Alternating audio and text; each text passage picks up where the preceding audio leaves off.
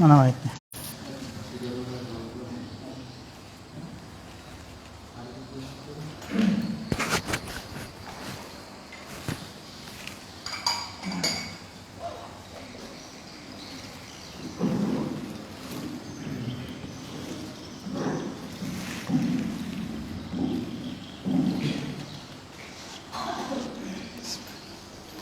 Assalamualaikum warahmatullahi wabarakatuh. Alhamdulillah, wassalatu wassalamu ala rasulillah wa ala alihi wa ashabihi wa man tabi'ahum bi ihsanin ila yaumiddin, amma ba'du. Akhwati fiddin, azanallahu wa iyyakum, sidang jamaah maghrib rahimani rahimakumullah. Insyaallah pada kesempatan kali ini kita ambil sepintas pelajaran dari surah Al-Baqarah ayat 187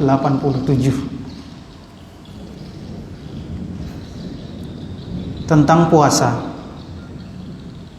Allah Subhanahu wa taala berfirman, a'udzu billahi minasyaitonir rajim. Uhilla lakum lailatas shiyamir rafathu ila nisaikum hunna libasul lakum wa antum libasul lahun. Alimallahu annakum kuntum takhtanuna anfusakum fataba alaikum wa afa ankum fal'ana bashiruhunna wabtaghu ma kataballahu lakum. Allah Subhanahu wa taala berfirman, pada saat ini telah dihalalkan bagi kalian pada malam berpuasa ar-rafathu ila nisaikum, untuk bersetubuh dengan istri kalian. Mereka adalah pakaian bagi kalian dan kalian adalah pakaian bagi mereka. Ya. Pakaian itu saling menutupi, ya.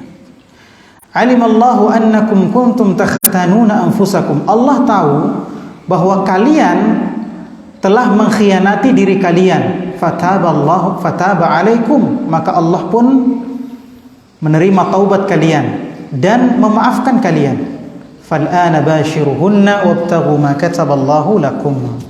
Maka sekarang pergaulilah istrimu dan carilah apa yang telah Allah tentukan kepadamu. Hadirin sidang jamaah maghrib rahimani rahimakumullah. Di awal Islam, di awal syariat puasa, ya, itu tidak seperti sekarang. Jadi dulu itu kalau orang sudah masuk waktu buka, itu orang cuma bisa makan, minum, dan bersetubuh dengan istrinya sampai Isya saja. Sampai Isya saja. Kalau dia tertidur sebelum Isya, tidak ada bagiannya. Sehingga ada sahabat yang, atau bukan ada, banyak sahabat yang merasa berat dengan ini. Hampir semuanya merasa berat. Ya, sampai ada seorang sahabat disebutkan di dalam sebuah riwayat disebutkan bahwa ketika dia pulang sholat maghrib, setelah sholat maghrib dia pulang ke rumahnya. Dia tanya istrinya, ada makanan? Dia bilang istrinya, tidak ada. Istrinya, tunggu dulu, saya pergi cari makanan dulu. Tapi ini sahabat ini, itu satu hari itu kerja, capek betul dia, capek kan, kerja. Ya, dan dia belum buka, masuk maghrib, sholat bersama orang di masjid, pulang ke rumahnya mau buka. Ya. Tapi tidak ada makanan di rumahnya. Akhirnya Nabi bilang istrinya, tunggu mikir dulu, saya pergi cari makanan. Okay? Ya karena dia capek, akhirnya tertidur. Nanti sholat Isya orang baru bangun, tidak ada bagiannya, tidak bisa dimakan. Ya? Karena kalau sudah tidur tidak bisa dimakan, tidak bisa minum, tidak bisa bersetubuh dengan istrinya. Akhirnya besoknya jadi puasa terus. Ya, sahurnya di situ juga. Puasa terus, besoknya pingsan orang ini. Nah, tapi yang paling berat dirasakan itu adalah tidak bersetubuh dengan istrinya. Itu yang paling banyak sahabat, sampai Umar bin Khattab radhiyallahu taala anhu, ya, ini yang disebut kuntum takhtanun, mengkhianati dirinya sendiri. Karena orang yang melakukan dosa itu artinya mengkhianati dirinya sendiri. Ini diharamkan, kemudian dia lakukan karena tidak tahan nih. Aduh, 1 bulan ini tidak ada kesempatan ini. Akhirnya apa? Setelah sholat isya, sudah kelepasan Umar bin Khattab kelepasan, dia gauli istrinya. Akhirnya setelah itu dia merasa berdosa sekali. Maka datanglah beliau radhiyallahu taala anhu kepada Rasulullah SAW. Akhirnya Allah menurunkan surah ini. Ya, uhilla lakum lailatus siyamir rafathu ila nisaikum. Pada malam puasa Allah ya menghalalkan untuk kalian bersetubuh dengan istri-istri kalian, menggauli istri-istri kalian. Mereka adalah pakaian bagi kalian dan kalian adalah pakaian bagi mereka. Allah tahu keadaan kalian telah mengkhianati diri kalian, maka Allah menerima taubat kalian dan memaafkan kalian. Fal'ana, sekarang bashiruhunna, ya, bergaulah dengan istrimu dan carilah apa yang telah Allah tentukan untukmu. Wa kulu washrabu hatta yatabayyana lakumul khaytul abyad minal khaytil aswadi minal fajr. Ya, kita masuk ke potongan ayat yang kedua.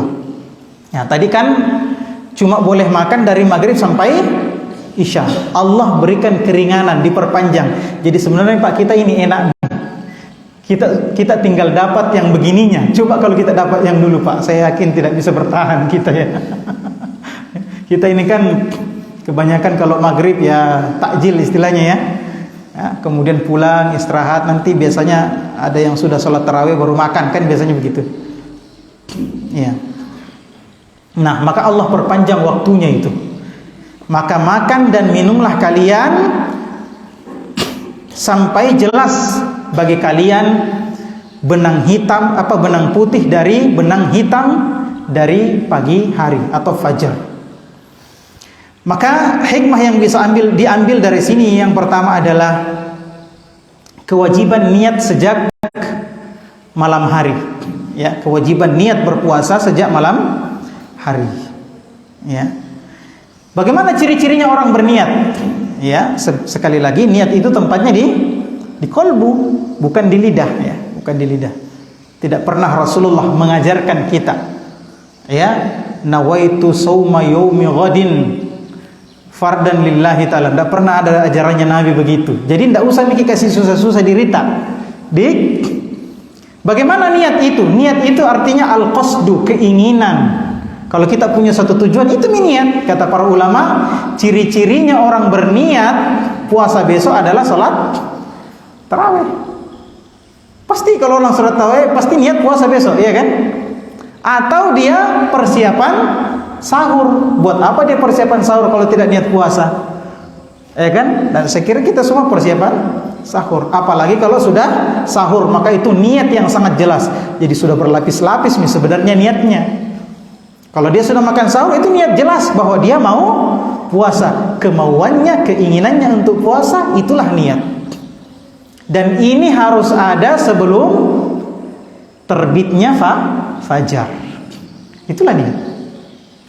Kata Rasulullah SAW, "Man lam yajma'is siyama minal laili fala siyama lahu." Barang siapa yang tidak berniat berpuasa sejak malam hari, malam itu Pak, mulai dari terbenamnya matahari sampai terbitnya fajar, itu semuanya malam. Ya, jadi bukan sekarang saja. Ya, mulai dari terbenamnya matahari tadi itu sudah masuk malam sampai besok terbit fajar. Ya, kalau sudah fajar berarti sudah bukan malam. Nah, barang siapa yang tidak meniatkan puasa di waktu ini, maka tidak sah puasanya besoknya. Ini kalau puasa wajib. Ini kalau puasa wajib. Ya. Rasulullah sallallahu alaihi wasallam bersabda, "La siyama liman lam yubayyitis siyama minal lail." Tidak sah puasanya orang yang tidak meniatkan puasa sejak malam. Adapun kalau puasa sunnah, maka boleh ya setelah fajar, selama dia belum melakukan pembatal puasa sejak terbitnya fajar. Ya, jadi sejak terbitnya fajar dia belum pernah makan, belum pernah minum, belum melakukan pembatal puasa. Tapi dia tidak niat puasa, kan? Tidak niat puasa dia, tapi belum melakukan pembatal puasa. Bahkan kata para ulama, meskipun setelah siang hari, siang-siang pulang di rumahnya cari makanan, tidak ada makanan, kemudian dia katakan saya mau puasa, sah puasanya. Sah puasa sunnahnya. Sebagaimana dicontohkan oleh Rasulullah SAW, pernah Rasulullah pulang bertanya, hal indakum ta'am, wahai Aisyah, apa ada makanan?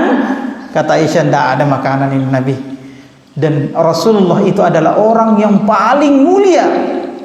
Ternyata di rumahnya sering tidak ada makanan. Kalau begitu kekayaan bukanlah tanda kemuliaan. Maka jangan kita memuliakan seseorang karena hartanya, tapi seseorang mulia karena keimanannya. Kalau dia beriman, muslim, ditambah berilmu, ditambah berakhlak mulia, maka itu sangat-sangat mulia. Baik. Nah, ini dalam puasa sunnah apapun, apakah itu puasa sunnah mutlak atau puasa sunnah muqayyad. Apa itu mutlak muqayyad? Jadi ada namanya sunnah mutlak, ada namanya sunnah muqayyad. Muqayyad itu yang sudah ditentukan jenisnya oleh syariat. Seperti puasa Syawal, Senin Kamis, puasa Daud, puasa Iyamul Bid, ini namanya muqayyad, sudah ditentukan jenisnya, waktunya. Ada puasa-puasa mutlak juga. Kalau misalnya hari ini muka puasa deh, puasa apa? Puasa saja untuk Allah, itu namanya mutlak. Maka niat puasa ini baik itu puasa mutlak maupun puasa muqayyad, selama itu tadi, selama sejak terbitnya fajar dia belum pernah melakukan pembatal puasa. Tapi kalau sudah makan jambu jam 10 baru jam 12 buka puasa deh, sudah tidak bisa nih. Baik. Yang kedua, dari sini kata Allah, wa kulu washrabu, ini perintah makan dan minumlah sampai terbitnya fajar, sampai jelas benang putih dari benang hitam dari fajar. Maka di sini hukum yang kedua yang kita keluarkan adalah adanya sahur. Dan hukumnya sahur itu sunnah. Sunnah, tidak wajib, tapi sangat penting. Kata Rasul sallallahu alaihi wasallam, tasahharu fa inna fis sahuri barakah. Sahurlah kalian, karena pada sahur itu ada berkah. Berkah apa? Yang pertama, berkah untuk badan, karena dengan sahur kita bisa menguatkan badan kita, sehingga bisa kuat untuk berpuasa satu hari, kuat untuk bekerja dan sebagainya. Dan yang kedua adalah berkah mengamalkan sunnah. Berkah mengamalkan sunnah, karena disuruh sama Nabi Sallallahu Alaihi Wasallam. Dan sahur ini sunnahnya diakhirkan. Nanti kita bahas. Sahur ini sunnahnya diakhirkan menjelang waktu imsak. Menjelang waktu imsak.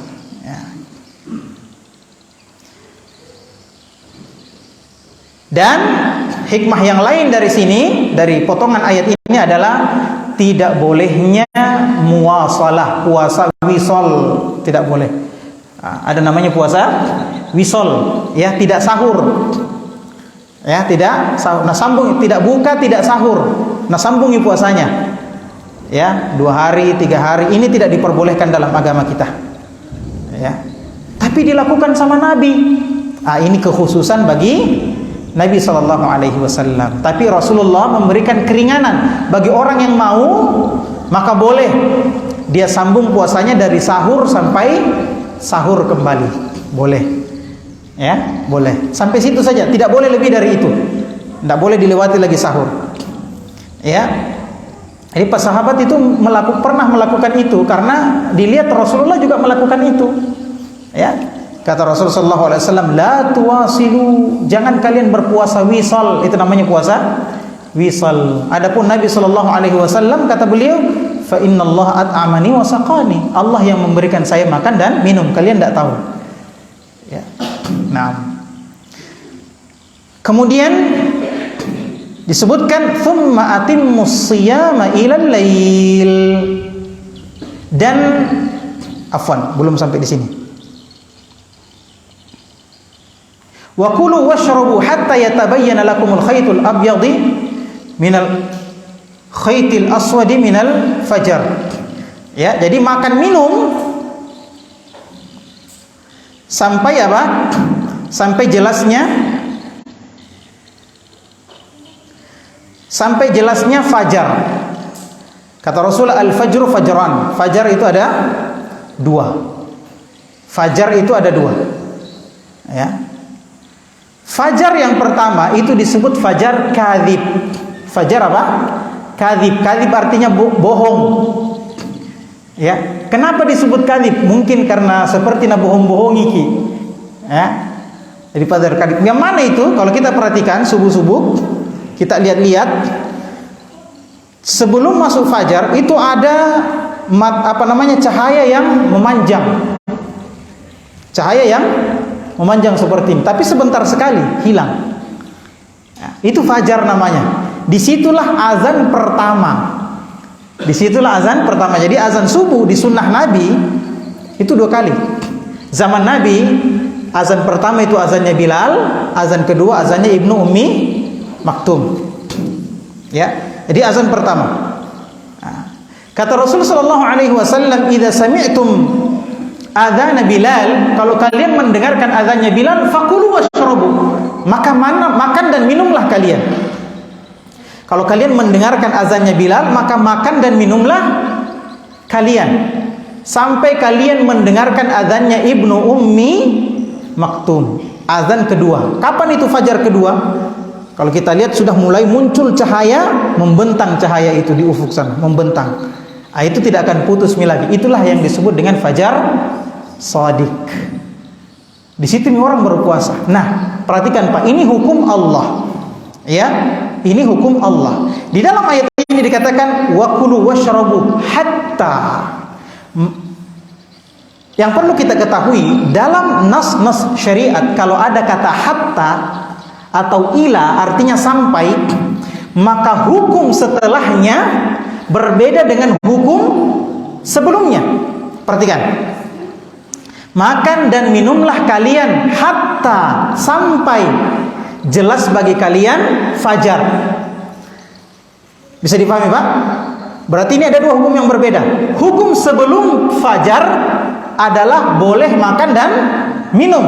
Hukum setelah fajar tidak boleh makan dan minum. Bisa dipahami Pak? Ini hukumnya siapa? Hukumnya Allah. Maka tidak boleh kita melarang orang untuk makan di waktu yang ketika itu Allah suruh untuk makan. Faham maksud saya? Di jadwal kita Pak, ada namanya waktu imsak, ya kan? 10 menit sebelum azan. Oke? Azan ini sebenarnya itulah fajar shadiq. Disitulah orang, inilah batas kata hatta itu. Nanti tidak boleh makan setelah azan. Setelah terbitnya fajar shadiq. Berarti sebelumnya boleh atau tidak?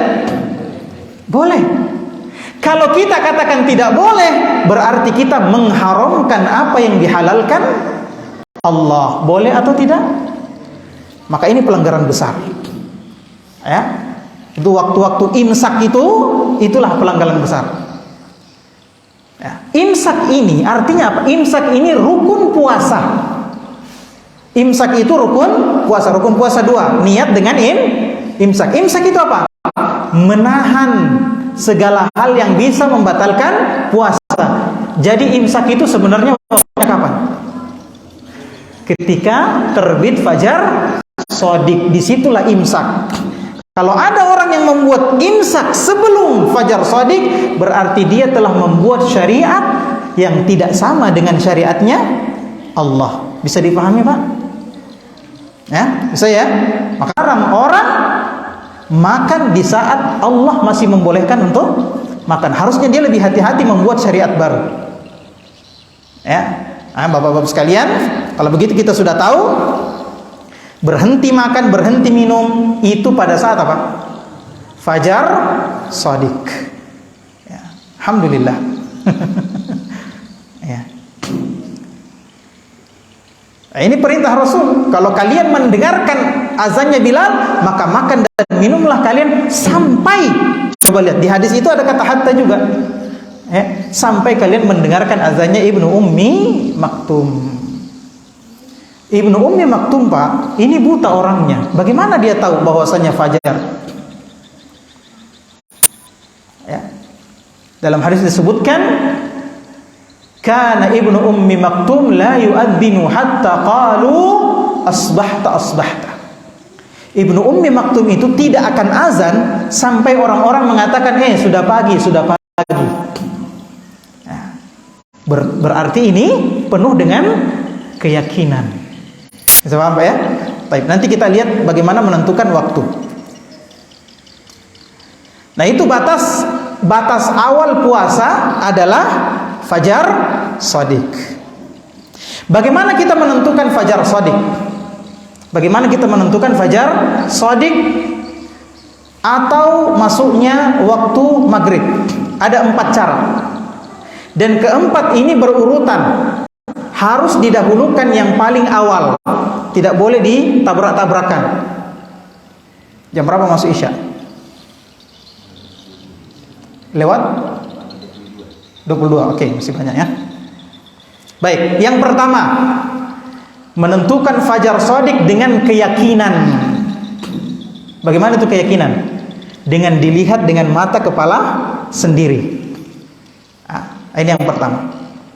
Melihat langsung fajar, oh sudah terbit. Yang kedua, diberitahu oleh orang yang thiqah, terpercaya. Ya, masuk waktu. Dia lihat, orang ini lihat, kita tidak lihat, dia lihat. Paham? Orang ini tidak lihat, orang ini lihat, kita tidak lihat, di telepon. Masuk waktu. Ya. Kita tahu ini orangnya terpercaya. Maka kita tahan ya puasa. Dalilnya mana? Dalilnya itu tadi. Ibnu Ummi Maktum, dia tidak azan kecuali apa? Dikasih tahu, sudah pagi, sudah pagi. Berarti dia mendapatkan kabar dari orang yang terpercaya. Sebab ya? Oke. Antum ingat ini, nanti kita tes ya. Yang ketiga, dengan penentuan hisab. Jadi hisab itu yang sekarang kita pakai, hisab itu menentukan matahari. Ya, kata para ulama, hisab itu kalau menentukan matahari, menghitung matahari itu mu'tabar. Ya, kuat. Tapi dia tidak, ketika yang dihitung adalah bulan, maka terkadang tidak tidak kuat. Ya, kalau menghitung matahari kuat. Tapi ketika menghitung bulan kadang keliru. Itu hisab. Nah, yang dihitung ini kenapa? Fajar shadiq, berarti matahari. Begitu pula ketika tenggelam menggunakan hisab. Ini cara yang ketiga. Ingat ya, berurutan. Tidak boleh yang ketiga dulu baru yang pertama. Tidak boleh yang kedua dulu baru, harus berurutan. Yakin dulu, lihat dengan mata kepala sendiri. Kemudian kalau tidak bisa dengan kabar dari orang thiqah. Kalau tidak bisa baru hisab. Kalau tidak bisa, tidak tahu hisab, maka diberitahukan oleh orang yang melihat hisab. Siapa itu? Muadzin. Muadzin kebanyakan azan gara-gara melihat apa? Hisab. Paham sampai sini? Ini cara yang keempat. Sekarang pertanyaannya, kalau kita tunggu buka di masjid, Tunggu buka di masjid. Azan, ada orang azan. Allahu Akbar, Allahu Akbar. Enaknya memang. Langsung. Apakah boleh langsung buka? Kebiasaannya Anda langsung buka. Iya kan? Padahal dilihat dulu yang pertama tadi. Nanti kita percaya azan kalau tidak bisa dilihat dengan keyakinan sendiri, tidak diberitahukan oleh orang yang thiqah, atau tidak melihat hisab langsung. Bisa jadi muazzinnya salah. Ya kan? Bisa jadi salah lihat. Sering terjadi itu, Pak. Orang salah azan. Saya pernah bulan Ramadan, masih muda saya, azan di kampung.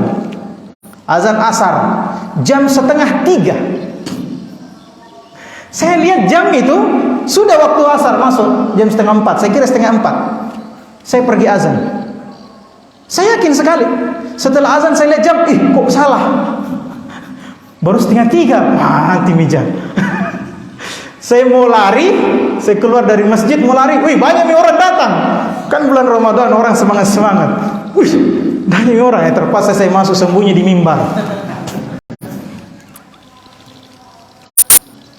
Lama-lama saya tunggu di mimbar, saya mengintip, woi ngantuk-ngantuk orang menunggu. Tidak enaknya, sepaksa saya keluar. Tahabik Pak, salah lihat kata adik. Warna lejah, wah iya nih, belum pi. Kami ini bikin gara-gara saja. Ini muadzin bisa salah. Makanya Rasulullah mendoakan para muadzin, bukan muadzin. Rasulullah mendoakan para muadzin karena mereka kadang salah. Oke? Melihat, misalnya ini kita bicara tentang buka. Penglihatannya orang di bawah dengan di atas itu beda. Misalnya kita di Jakarta. Ya, kita di Jakarta. Kita tinggal di lantai paling atas, lantai 20 misalnya. Ya kan? Sama enggak penglihatan kita dengan orang yang di bawah? Tidak sama. Terus apa yang diikuti? Ya penglihatan kita. Penglihatan kita sudah terbit di bawah, kita belum. Makanya kalau mau cepat buka turun. Ya, penglihatan kita sama dengan di pesawat. Terkadang jadwalnya sudah masuk. Ya, tapi ternyata belum masuk. Kapan itu tenggelam matahari? Ketika seluruh tubuhnya matahari tenggelam. Oke, lengkungannya sudah tenggelam semua. Tapi kan masih biasa ada cahayanya. Cahayanya itu bukan matahari, itu cahaya matahari. Yang menjadi poin di sini apanya? Fisiknya matahari itu. Kalau sudah tenggelam semua, tersisa ini warna merah, maka sudah waktunya berbuka. Tapi kalau kita misalnya di Enrekang seperti ini banyak gunung-gunung, itu kita tidak bisa melihat dengan keyakinan, tidak bisa. Kalau kita tidak dapat juga dari orang yang thiqah, maka lihat saja hisab. Ya, biasanya kan pada ngumpul itu sallallahu ala Muhammad. Kalau sudah duk ini nih. Ya, memang gembira. Karena Rasulullah SAW mengatakan walis-shaimi farhatan. Orang puasa itu dua kegembiraannya. Yang pertama ketika dia berbuka, dan yang kedua ketika dia melihat Allah. Ya. Nah. Baik. Jadi sudah dipahami Pak ya? Tidak boleh dilangkah-langkai. Yang pertama dulu, baru yang kedua, yang ketiga hisab, lihat di jadwal. Ya. Kemudian mendengarkan orang yang azan.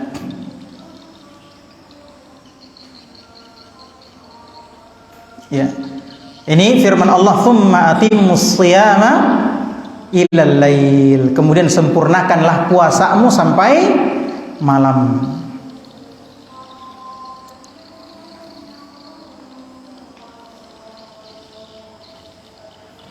Ya. Maka hikmah yang lain berarti makan dan minum setelah fajar terbit itu membatalkan puasa. Ini pembatal puasa yang pertama. Ya, maka hikmah dari potongan ayat ini yang pertama, ketika makan dan minum itu membatalkan puasa. Ya. Ada 3 kaidahnya. Yang pertama, makanan dan minuman ini masuk ke dalam tubuh. Jauf itu mulai dari sini ya, mulai dari kerongkongan itu sudah jauf sampai ke perut, lambung. Ya. Melalui yang pertama, masuknya makanan ke dalam tubuh sampai di perut. Ini yang pertama. Yang kedua, melalui jalur yang biasanya. Apa jalur biasanya makanan minuman masuk? Mulut dengan hidung. Ini kata para ulama ya, mulut dengan hidung. Ya. Ini. Yang ketiga, yang masuk itu memiliki fisik. Ya. Yang masuk itu memiliki fisik. Kalau angin ada fisiknya atau tidak? Maka menelan angin tidak membatalkan puasa. Ya, oh ya. Dan ini dari luar. Sekarang air ludah, air liur, ada fisiknya atau tidak? Ada. Dia sama kayak air. Membatalkan puasa atau tidak ketika ditelan? Tidak, karena asalnya dari dalam. Ya, dari tenggorokan. Tapi nanti ada perincian lagi nih, Kalau muntah, nanti kita. Tapi ini kayaknya sudah mau nih. Atau nanti kita perpanjang setelah azan ya. Ya. Ini saya sudah press ini. Padahal ini singkat sekali saya catat, saya press kok masih buru-buru gitu. Ya, jadi makanan dan minuman yang masuk ke dalam melalui apa? Jalur yang biasanya. Yang ketiga, yang masuk itu memiliki fisik.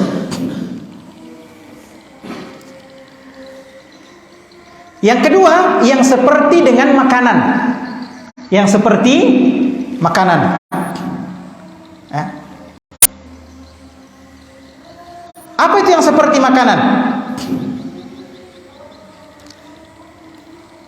Yang bisa mengganti makanan. Yang bisa mengganti makanan. Contohnya apa? Yang bisa mengganti makanan dan minuman. Kalau orang minum kan segar ya. Ini juga bikin segar. Ya. Atau menambah suplemen energi, bisa menimbulkan energi. Oke? Nah, yang seperti ini kalau masuk ke dalam tubuh melalui jalur yang bukan biasanya. Jadi tadi pengganti makanan masuk ke dalam tubuh. Bukan tenggorokan. Kalau tenggorokan ke dalam perut itu namanya jauf. Tapi di dalam tubuh itu namanya mujawwaf. Ya, kalau bahasa Arabnya. Dalam tubuh ya, termasuk daging dan sebagainya. Ya, di dalam kulit itu sudah masuk dalam tubuh. Jadi kategorinya dia bisa mengganti makan dan minum. Dia masuk ke dalam tubuh dan melalui jalur yang bukan biasanya. Melalui jalur yang bukan biasanya. Apa itu? Telinga, mata, luka kalau kulit itu bukan tidak masuk ya, tapi kalau dia luka, kulit itu luka dan bisa mengantarkan zat itu masuk ke dalam tubuh, maka itu juga membatalkan puasa. Atau ihtiqan itu barang-barang yang masuk ke dalam tubuh melalui dubur, pantat, masuk ke dalam. Ya, kalau dia masuk lewat situ bisa juga membatalkan kalau punya syarat yang tadi. Bisa menggantikan makan dan minum. Kalau tidak, maka tidak. Kalau tidak terpenuhi itu syaratnya, ya, maka tidak. Ya.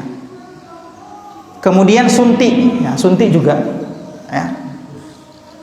Infus, ya, semuanya yang masuk seperti itu. Sekarang kalau suntik insulin, biasanya kalau orang gula suntik dulu baru makan. Nah, ini dia mau buka, maka dia suntik dulu insulin.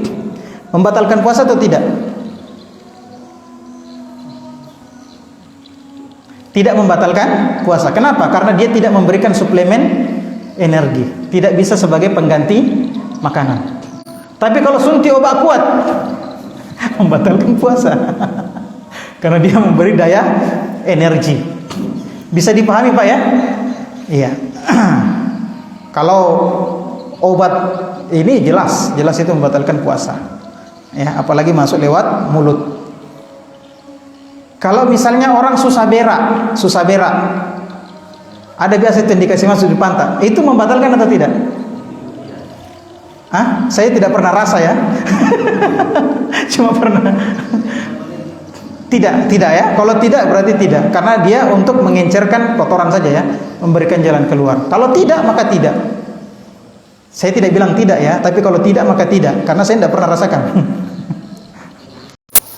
Oke, kita percepat ya. Kalau obat, ada tuh obat demam, kompres, maka ini tidak membatalkan karena dia tidak melewati kulit. Dia di luar kulit, ya kan? Di luar kulit, tidak masuk. Ya, tidak masuk. Nah, persoalan-persoalan lain silahkan di apa namanya?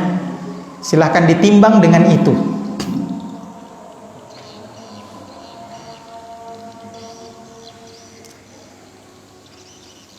Ya.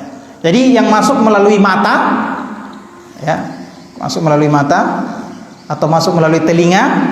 Biasa kan obat telinga sampai di sini kan rasanya, ya, itu membatalkan puasa. Ya, kalau fungsinya bisa menggantikan makanan. Ingat ya, harus ada syarat itunya. Harus ada syarat itunya. Kalau tidak maka tidak. Kemudian pembatal berikutnya adalah, kita singkat saja, syahwat. Ya, syahwat. Dalilnya adalah hadis qudsi, kullu amali bani adam lahu illa shaum fa innahu li. Ya. Kata Allah Subhanahu wa taala, semua amalan anak cucu Adam itu untuk dia kecuali puasa, itu untuk saya. Ya. Yatruku ta'amahu wa syahwatahu li. Kata Allah, dia meninggalkan makanannya dan syahwatnya untuk saya, untuk Allah. Maka ini membatalkan puasa sama, karena disebutkan dengan makanan. Yang mana itu? Yang pertama, kalau dia jima, bersetubuh, suami istri atau bukan suami istri. Suami istri saja batal, apalagi bukan suami istri, lebih batal lagi. Ya, afani Allah wa iyyakum minaz zina. Ya, jima. Nah, ini jima pada saat puasa itu dosa ya. Jangan dikira pembatal saja, itu dosa. Ya, dosa besar.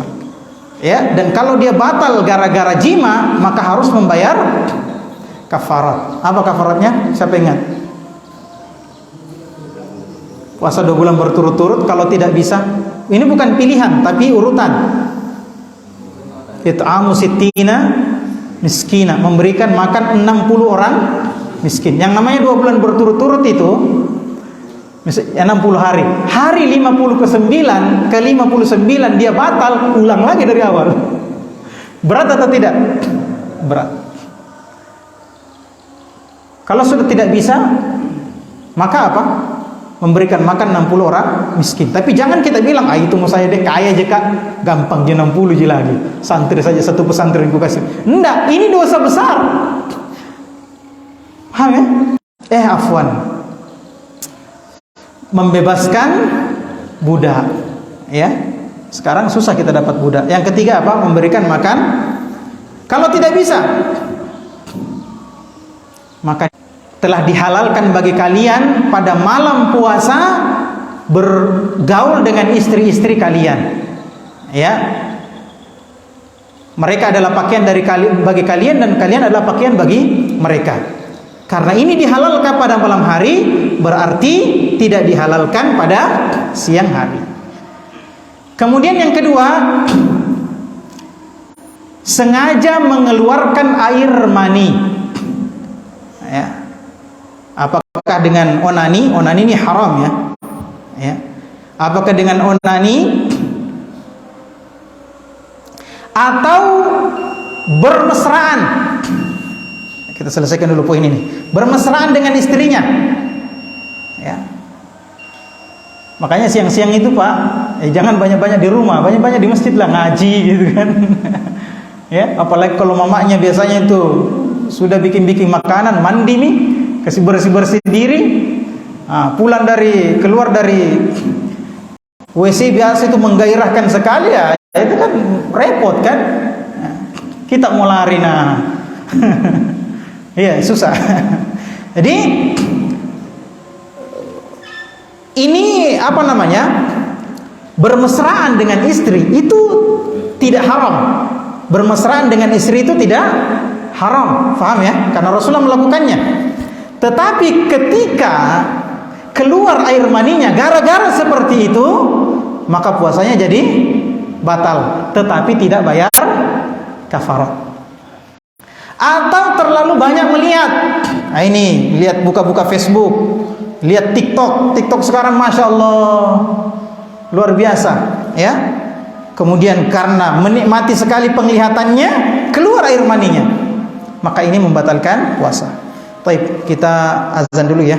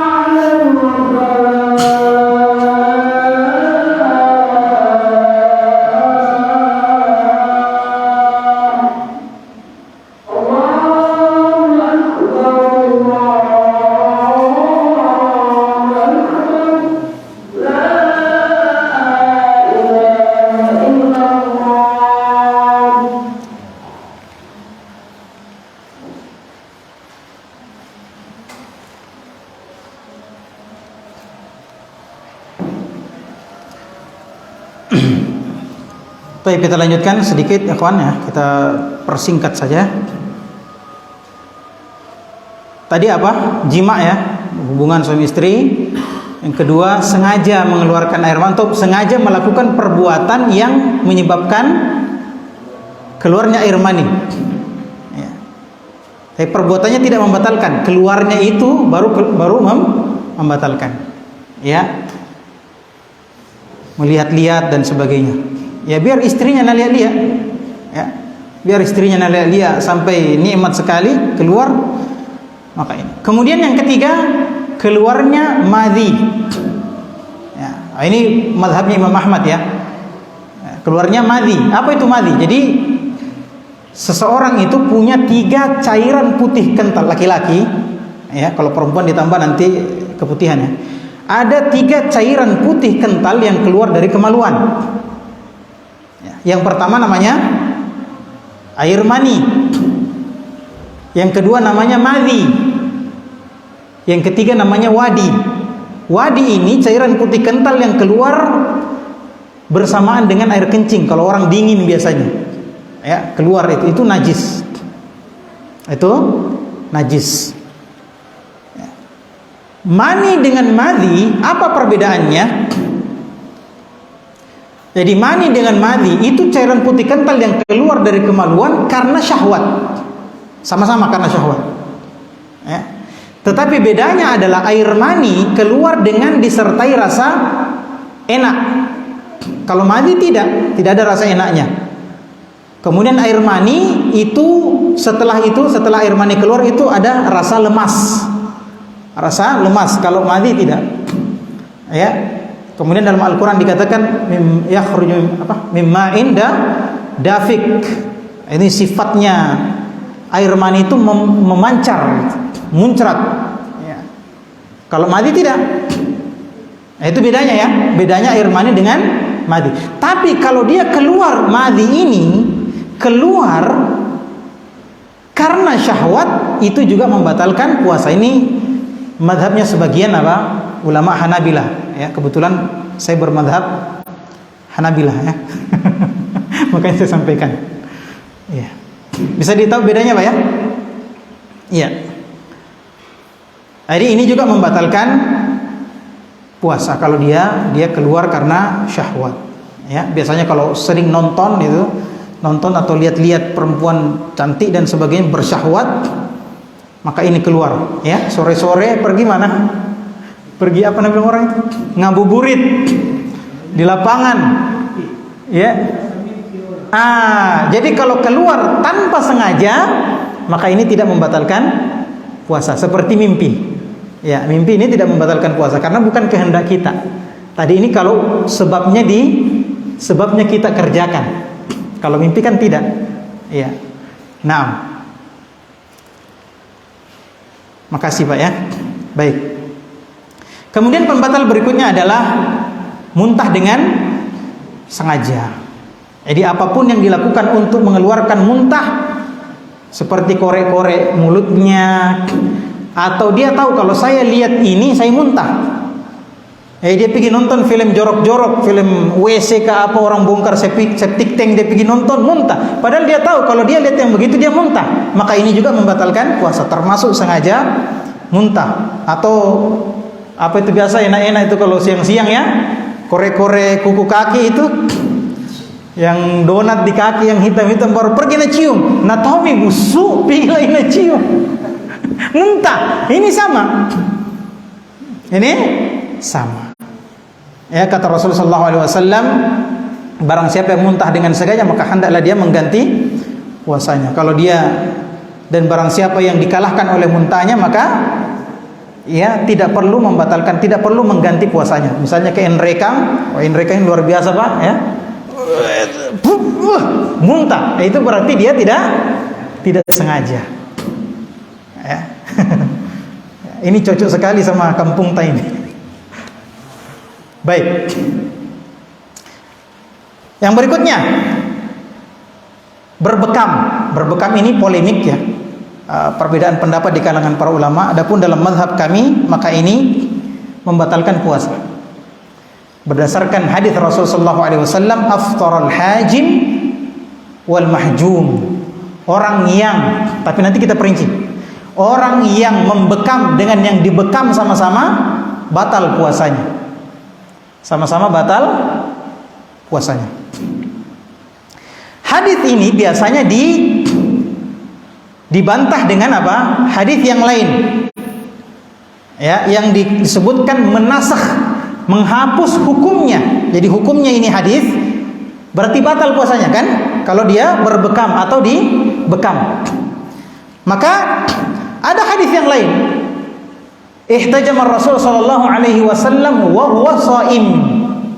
Rasul sallallahu alaihi wasallam berbekam pada saat beliau sedang puasa. Maka yang benar hadis ini adalah hadis mungkar. Yang betul apa? Ihtajama Rasul sallallahu alaihi wasallam wa huwa muhrim. Rasulullah itu pernah berbekam pada saat beliau berihram. Itu yang betul. Ya, adapun hadis yang menyebutkan bahwasanya ketika beliau sedang puasa maka derajatnya mungkar. Ya. Hadis palsu. Maka kalau begitu, hukumnya hadis yang pertama itu tetap tidak terhapus. Tapi di sini ada dua pendapat yang harus kita perhatikan. Karena orang berbekam dulu dengan orang berbekam sekarang itu berbeda. Orang dulu kalau berbekam itu pakai tanduk dan diisap. Paham ya? Diisap. Sehingga yang dibekam bisa loyo karena keluar banyak darah. Ya. Jadi ada kemungkinan darahnya sedikit atau darahnya banyak. Nah. Yang kedua, yang membekam, kenapa dia bisa berbuka? Kenapa bisa batal puasanya? Karena sering sekali darah itu masuk ke dalam mulutnya. Makanya ada hadis yang menyebutkan bahwasannya upahnya pembekam itu khabith. Kenapa jadi khabith, jelek? Karena dia begitu mengisap darah. Sementara darah ini bisa darah penyakit. Ya. Bukan berarti mengambil upah dari bekam itu haram, tidak. Ya. Khabith karena apa? Karena begitu tadi diisap. Kalau sekarang kan tidak diisap. Maka kita lihat di sini ada, karena ini menjadi polemik tiap tahun dan banyak ikhwan yang belum kokoh dalam masalah ini, maka kita jelaskan sedikit ya. Terjadi dua pendapat. Yang pertama, pendapat yang memutlakkan semua, jadi tidak dirinci kayak tadi, paham ya? Tadi saya rinci, tidak merinci. Jadi semua yang berbekam dan dibekam batal puasanya. Pendapat pertama, apapun caranya berbekam, apakah darahnya keluar banyak atau keluar sedikit, pokoknya kalau dia, dapat kita tambah ya, kalau dia berbekam maka dia batal puasanya. Kalau dia membekam batal puasanya. Ini pendapat pertama, tidak mau tahu. Pendapat kedua, pendapatnya Syekh Utsaimin dengan Syekh bin Baz diantaranya, ya. Maka dirinci. Yang pertama, kalau darahnya banyak maka batal puasanya. Kalau darahnya sedikit tidak batal puasanya. Ada biasa orang dibekam, Pak, cuma tetesan-tetesan saja keluar, itu tidak batal puasanya. Tapi kalau banyak maka batal puasanya karena bisa membuat dia lemas. Ini dari sisi yang dibekam. Adapun dari sisi pembekam, maka kalau dia berbekam seperti itu tadi, diisap, maka batal puasanya. Tapi kalau dia membekam tidak dengan cara dihisap tapi dengan alat, maka tidak batal puasanya. Jadi kalau dia membekam bisa saja yang dibekam batal, dia tidak batal. Ini perinciannya, ya. Nanti kita tambah-tambahilah ya. Mudah-mudahan bisa bermanfaat bagi saya dan jamaah sekalian. Tentu saja ini sekilas saja fikih tentang puasa, ada masih banyak sekali di sana. Maka saya harap kita rajin-rajin ikut ya pengajian ya. Kalau tidak bisa begini, banyak sekarang di YouTube ya, cari fikih tentang puasa. Karena ikhwan, sekali lagi saya sampaikan, bisa jadi ibadah yang tidak berkualitas itu tidak diterima oleh Allah. Ya, seperti yang kita bacakan ketika khutbah Jumat tadi, korban ada dua orang anak Adam, satu sama-sama berkurban, satu diterima, satu tidak diterima. Karena satu betul-betul menjaga kualitas ibadahnya, satu tidak. Salat misalnya, Allah Subhanahu wa taala berfirman, "Fawailun lil musallin." Celaka orang-orang salat tapi celaka. Kenapa? Karena tidak terjaga kualitas salatnya. Yang penting sudah muka salat, yang penting saya kerja aja. Tidak diterima. Maka akhwan fillah sallallahu alaihi wasallam, kita jaga kualitas puasa kita, jangan sampai kita termasuk orang-orang yang celaka karena tidak bermanfaat puasanya. Subhanakallahumma bihamdik asyhadu an la ilaha illa anta astaghfiruka wa atubu ilaik wa akhiru da'wana alhamdulillahirabbil alamin. Assalamualaikum warahmatullahi wabarakatuh.